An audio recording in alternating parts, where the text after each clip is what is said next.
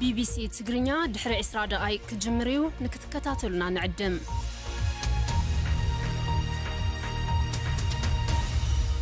كون سجنتا BBC أفان أوروموتي نولين ترا.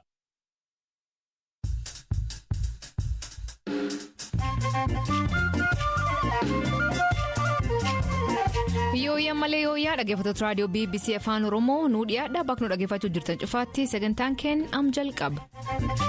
UK'n lammiileen isaanii Itoophiyaa keessaa bakka garaagaraa hin deemne akeekachiifti. Magaalaa Haroo godin Wallagga Baatti maaltu uumame?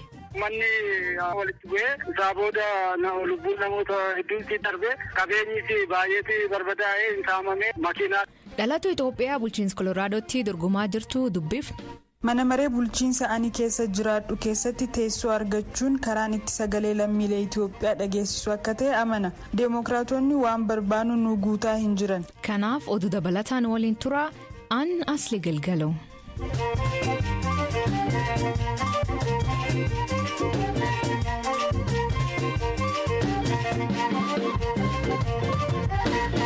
Dhaggeeffattootni oduutiin jalqabaanii Hanna Boggaalaa dhalatuun Itoophiyaa Ameerikaa keessatti investimentii riil esteetiin miliyooniyaa taate bulchiinsa Ameerikaa Koloraaadoo keessatti teessummaan maree fi dorgomaa jirti. Shamarreen gandi 28 tun dorgomichirratti hirmaachuuf kan murteessite yeroo sagaleen ittiin kennamu baatii tokkoo fi walakkaan haaf wal baradha. I was born in Ethiopia and we moved to South Africa and I went to school. Ani Itoophiyaatti dhaladheen gara Afrikaa kibbaa deemuun sadarkaa tokkorraa kaaseen achitti baradhe. Barnoota sadarkaa lammaffaa osoo baradhuun gara Ameerikaa dhufe. Metro State Universitytti ammoo digrii kiyyaan baradhe. Hojii daldalaa waan hin jaaladhu hedduu hojjedheera.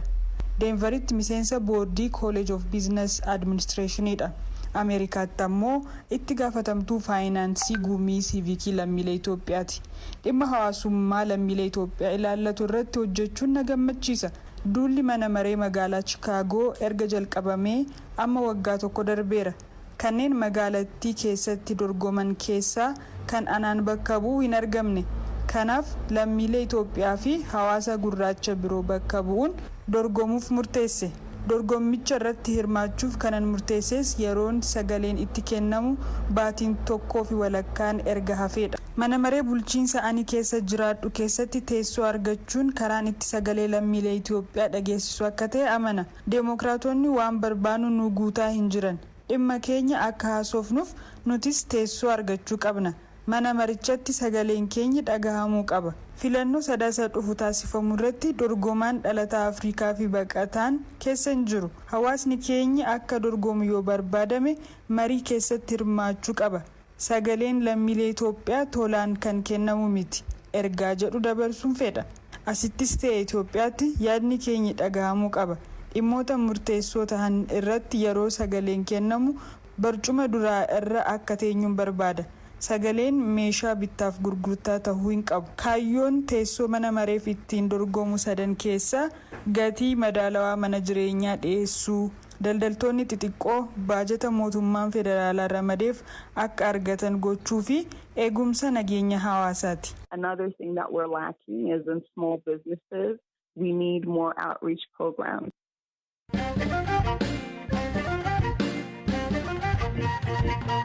Mootummaa United Kingdom haal nageen Itoophiyaa keessa jiruun ilaalchisee lammiileen isii akka eeggachuu qabaniif hubachiifte. Haleellaan shororkeessummaaleen raawwatamuu malaa jetti UK'n bakkeewwan Itoophiyaa keessatti itti maluun dhorkame kun eessaa Biraanuu Gammachuu gabaas qaba. UK Itoophiyaa keessa iddoowwan waraanni itti gaggeeffamaa jirutti akka hin imalle lammiilee ishee sirnaan akeekkachiifte. Kana malees haleellaan shororkeessummaa raawwatamuu mala jette. Akeekkachiisni UK kuni kan dhaga'ame wayita waraanni Itoophiyaa humnoota TPLF naannoo Amaaraa keessa jiran irratti haleellaa qindaa'aa ta'e raawwachuu eegaleera gabaasaaleen jedhan bahaa jiranitti. Waajjirri dhimma alaa fi biyyoota Commonwealth fi misoomaa akeekkachiisa baaseen guutummaa naannoo Tigraayitti imaluun balaa guddaa akka qabudha kan akeekkachiise. Dhalattoonni Tigraay hidhaa fi dararaan buufata xiyyaaraa dabalatee bakkeewwan adda addaatti isaan mudachuu malas jedha akeekkachiin UK'n baaste kun. Shororkeessitoonni Itoophiyaa keessatti haleellaa raawwachuu yaaluu danda'u kan jedhe ibsi kuni bakkeewwan namoonni itti heddummaatan irraa akka fagaatan lammiilee ishees akeekkachiifteetti. Biyyoonni lammiilee isaanii balaarraa baraaruuf odeeffannoowwan nageenyaa karaa adda addaa argatan irratti hundaa'uun akeekkachiisa garaagaraa ni baasu. Akeekkachiisni UK'n amma baaste kun Itoophiyaa bakkeewwan hedduutti imala kan dhorku yoo ta'u kanneen afan ammoo imala dirqamaa yoo ta'e qofaa ayyama. guutummaa Tigraay akkasumas daangaa Tigraay naannoo Amaaraa fi Affaar waliin qabdu hanga kiiloomeetira 30 imaluu dhorkeera. Naannoo Amaaraa godinaalee akka Kaaba Walloo fi Waagimraa guutummaatti godinaalee akka Kibba Walloo, Kaabaa fi Kibba Gondar ammoo aanaalee waraanni keessa jirutti imaluun balaa qabaachuu himuun dhorkeera. Kutaaleen biyyattii biroo naannoo Affaar, Gambeellaa fi Oromiyaa keessas bakkeewwan halluu diimaa jechuunis gonkumaa garas imaluu dhorkanii jiru. Oromiyaa keessatti guutummaa Wallagga Lixaa fi Wallagga Bahaa magaalaa Naqqamtee hiramaniiru. Benishaangul Gumuzii fi naannoo Somaalee keessas bakkeewwan dhorkaan irra kaa'amee jiru. Daangaa Itoophiyaan Sudaanii fi Sudaan Kibbaa waliin waldaangeessitu kiiloomeetira 10 keessa imalus dhorkitee jirti. Gama daangaa Keeniyaa fi Somaaleen naannoo Somaalee godinaalee Afdeerii fi Liiban keessa hanga kiiloomeetira 100 sochoos dhorkiteetti. Bakkeewwan kanarraa hafan hedduutti imala dirqama ta'e qofa eeyyamte. Akeekkachiifni kun waraana kaaba Itoophiyaatti baatilee 11 adeemsifamaa jiru akkasumas walitti bu'insawwan kutaalee biyyattii keessa jiru ka'umsa godhachuun kan ba'edha.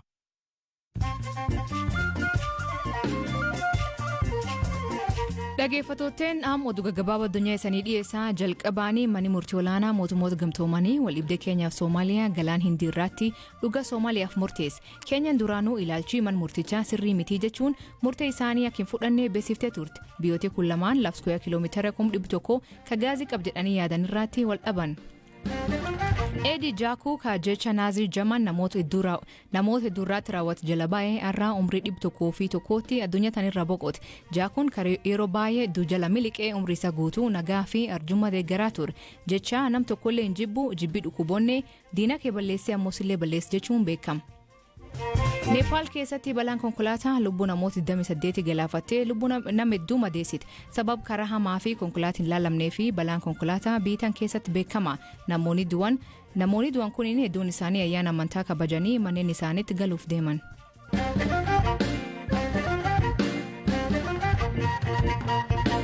Godin Wallagga Bahaa aanaa Kiraamoo magaala Haroo keessatti haleellaa raawwateen lubbuun nam 30 ga'uu dabruu fi qabeenyi barbadaa'u jiraattonni BBC'tti himan. Paartiin Izeemaa godinichi bakka garaagaraatti haleellaa lammiilee nagaarraa raawwatamuu hatattamaan dhaabbachuu qabaa jechuun feesbuuk isaanii irratti ibsa baase. Jiraattonni magaalichaa hedduun baqatanii magaala Naqamtee fi Kiraamoo kan jiran yoo ta'an soda guddaa qabaachuu himan. Firaa'ol Fayyisaa kaba kan irratti haadhi warri sadeetti waan magaalichaa ta'e waa'ilkeen maatii olaanaatti.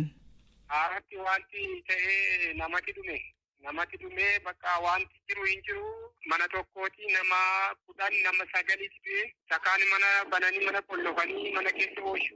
Egaa amma yeroo sana ni duraanitti isaanuma baqatee duraan jiran ture ofii maatii qochimatti dhiise amma isheen haati manaa kummoo hin deesse akkaarraa deesseen nan akka boruu waraanni kun ka'e booda isheen deemuu hin dandeessu haadha qabaa obbolaan qabaa isaanii 24 lafa jiisame waraana kana. Waraanni irratti boba'uu itti qollofamee kanaa booda halkan mana sana karaa boroo baaseen laga dubartii deessee kana guyyaa 2 bulee karaa Liibanoo kan jedhamu sana kiramutti ba'e amma kun amma har'aatti itti gaafa gidaametii ijoollee nyaatan nyaannee kan makkasiin karaarra teessi mana namaa jala keessa jirra. Amma maal fakkaatti magaalattiin wanni achitti ta'e kanaan? Amma waan tokko hin jiru manni inni gubate inni aara ma jira aara qofaatu argama. Wanti jiru hin jiru amma lagatti baqatanii rusayyoo irra amma karumarra bulluqaa jira reeffi nama fayyu. Namoonni ajjeefaman kun maaliin kan ajjeefaman? Gajaraatiin. Tarii waan akka kanaa kana dura tureera bakka isin jiraattan kana isin magaala sana gam jiraattan? Ani magaaluma Haroo keessatti naladde guddadde mudannoo amma har'aatti argin beeku waan akkasii. Namoonni mana guban namoota ajjeesan kun namoota akkamiiti? Namoonni kun hidhatanii deemu meeshaa isaan baatanii meeshaa gurguddaadha. Fageenya kiiloomeetirii dheeraa irratti nama rukuta. Namni isin ijaan agartan yookaan beektan namni ajjeefame hagam ta'a kan isin beektan sababa lola kanaan? Gaarimaa ijikoo argita boqqolloo keessa namni barbaade reessisaa amma yoo hin argamne ala kan ijikoo duukaa adeemee ilaalan 29. Nama 29? Ijikoo arge amma immoo ba'ama jira barbaadanii argaa jiru bosona keessa. Kanaan dura hagayi keessa aanum kanaatti haleella dhaqqabeenii lubbuun dabruun ni yaadatama. Yeroo sunitti bulchaan Wallagga Bahaa obbo Alamaayyoo Tasfaa haleellichi garee finxaleeyyii Amaaraaf Oromootiin raawwatamuu hime ture. Jiraataan biroo obbo Asaaf Ayyaanaa magaalichi yeroo dheeraa fi addaan kutamuu hima. Haalam jiruu fi miidhaa dhaqqabdee akkanaan ibsa. Haarootti reengadda uummanni walitti bu'ee isaa booda lubbuun namoota hedduutti darbe qabeenyis baay'eetti barbadaa'ee hin saamame makiinaatiin shagaxaa kan suuqiirra jiru uffata daakuu midhaan magaazinii cabsanii saamanii namoonni amma achirraa buqqaan immoo haaroo keessa buqqa'eeti gara kiiramutti baqatee bakkitti qullaa jira. Reeffillee guyyaa lama lafa bulee har'a humni addaa seenuutiin reeffi namoota inni eddeeddee jiru sassaaba. Jiraattota namoota nagaatii kan du'an kun? Jiraattota jaarsa jaartii manumatti dhokatanii sodaatanii mana keessa utuu gadi hin bahin dhokasa tokkollee utuu isaanitti hin baniin mana saamuutiin keessa seenuutiin gajaraaman qalamaniiti kan argaman jaarsota gurguddoodha bakka kan jalaa baqachuu hin dandeenye kan ofirraa deebisuu hin dandeenye faadha kan lubbuun isaanii darbe. Sababni isaa maali? Sababni akka sababaatti wanni kanaaf sababa ta'uu danda'u maalidha? Sababa kan ta'e kun karaan federaalaa cufatee. Karaan federaalaa kan Naqqamtee buree geessu cufateera. Asii agamsaaf Haaroo walitti deemuu hin danda'u.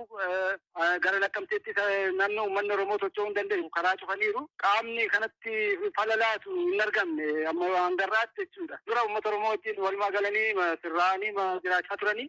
Amma garuu dhiyooma kana immoo daandiin konkolaataa kun isaan cufuutiin namni magaala dhaqee horii akka hin gurguranne gochuutiin dhiibbaa geggeessaa dhufanii. Namni godaane hagamta amma isin tilmaama yoo tilmaamta waan argitanirra.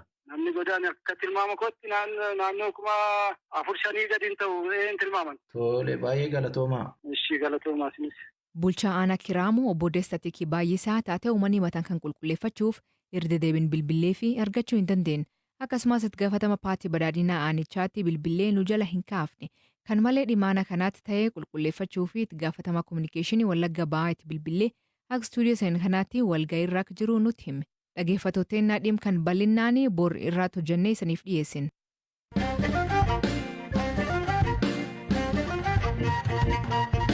Dhaabbata biyyoota gamtoomaniitti eejensiin baqattoota hooggantuu isa damee Itoophiyaa waraana biyyattii deemaa jiruu fi ejjennoo UN ilaalchisee yaad kennitirraa yeroo fi hojiirra ittis. Eejensichi Mooriin Acheen gaafiif deebii ayyaamiin argannee geeggeessitee jechuun boqonnaa bulchiinsarraa turtuu taasis. Acheen hooggantoonni olaanoon UN deeggartoota hidhattoota Tigraay jechuun hojiirra ittifamuu himan. Hooggantuun eejensii baqattootaa dhaabbata biyyoota gamtoomanii damee Itoophiyaa Acheen hojjettuu dhaabbatichaa biroo wajjiniin nama mootummaa Itoophiyaa deeggaruudhaan barreeffamoota hedduu barreesse Jeef Persii wajjiniin dhimma waraana kaaba Itoophiyaa keessatti adeemaa jiru irratti afgaaffii taasisuudhaan tarkaanfii mootummaa Itoophiyaa deeggaruun dubbataniin. Afgaaffiin kun torbee darbee miliqee ba'ee marsaalee miidiyaa hawaasaa irrattis qoodamaa ture. Acheng afgaaffii sana keessatti hooggantoonni olaanoon UN deeggartoota hidhattoota Tigraay jechuu isaaniitu xalayaan yeroodhaaf hojiirraa ittifamuu isaanii ibsu akka isaan qaqqabuuf sababa ta'e. AFP'n xalayaa hojiirraa ittifamuu Acheng ibsu wixata darbee barreeffame isa qaqqabuus gabaaseera. Sagaleen miliqee ba'ee kana irrattis Acheng garee mootummaan shororkeessaa jedhee moggaase TPLF'n gadhee fi gara jabeeyyii jechuudhaan ibsaniiru. Bakka tokkotti warri TPLF hojjettoota Tigraay godaananii biyyoota Arabaa keessa hojjetan kan Saawud Arabiyaa irraa ari'ataman Ruwaandaa qubachiisuudhaaf shiraa turanii jedhan. Hooggantuun baqattootaa kunin erga sagaleen miliqee ba'ee kun gabaafameen boodas Acheng sagalichi dhoksaadhaan kan waraabamee fi filatamee kan gulaalamee jedhanii ibsani.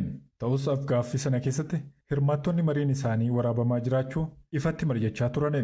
Hojiirraa ittifamuu ishee hordofees pirees sekireetariin waajjira ministeera muummee Billanee Siyyuum yaada kibxata ganama tiitara gubbaatti barreessiteen ittifamuun ishee akkaan nama jeeqaa jechuudhaan dhugaa jiru dubbachuu isaaniitiif tarkaanfiin kun irratti fudhatamee jette. Boqonnaan dhimma bulchiinsaa Maureen Acheng irratti dabarfame loogii akka dhaabbataatti sirna UN keessa jiruu fi yakka shororkeessitoota TPLF'n walqabatee dhugaa jiru irra dibaa malee waan himaniif jette. Wixata darbe immoo hoogganaa olaanaan IOM Antonio Vitorino xalayaa barreessaniin ejensiin isaanii yaada Acheng kennan irraa akka of fageessu simaniiru. Yaadni hojjettoota dhaabbatichaa ilaallatu kan sagalee waraabame sana keessatti hammatame duudhaa fi qajeelfama IOM waliin hin deemu. Ejjennoo IOM haala kamiinuu ni ibsaa jedhameen fudhatamuu jedhan Antonio Vitorinoon. Mootummaan Itoophiyaa hooggantoota UN Itoophiyaa keessatti dhiyeessii deeggarsa namoomaa kaaba Itoophiyaa qindeessan 7 dhimma keessoo biyyaa keessa galan jechuun ari'achuunsaa ni yaadatama.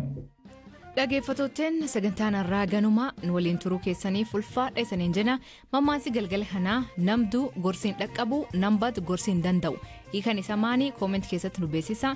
Sagantaa kan qophees Biraanuu Gammachuu gam teknikaatiin Oskar Bunga keessaniif dhiyeessan asli gilgalooti akborii saatii akkana nagaa waaqa kee bulaa oraa bulaa deebana hangafamaan dhan bulaa.